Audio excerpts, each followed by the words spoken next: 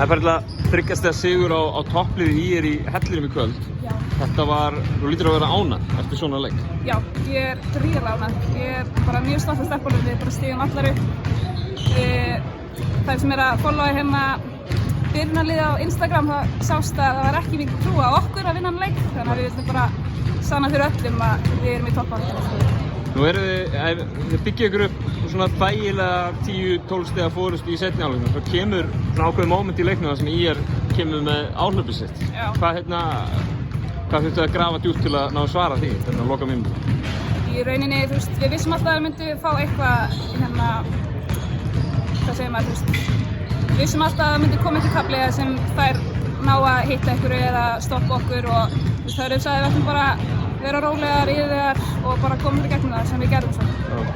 Bara yfirvegaðar, sko. 6-3 KR tímabil hingað til. Við vorum að vinna toppliðu í deildinni, eina taplausa liði í deildinni. Já. Hvernig metur þú svona stöðuna hingað til hjá KR-liðinu? Bara mjög, þú veist, þessi deild er bara mjög góð, miklu betri en ég bjóst við, þannig að þetta verður bara toppslagur við flest liðin hérna, þannig að við bara höldum áfram. Höldum áfram að vinna. Þór Akureyri í næstu umferð. Já. Þær eru annað topplið, sterkt lið, kona með erlendan leikmann. Já. Hvernig metur þú möguleika ykkar þar? Bara við komum í þann leik alveg eins og við komum í þennan. Bara það verður mikil barátta og við auðvitað bara stöndum eins og þessum. Frábært. Takk fyrir. Takk.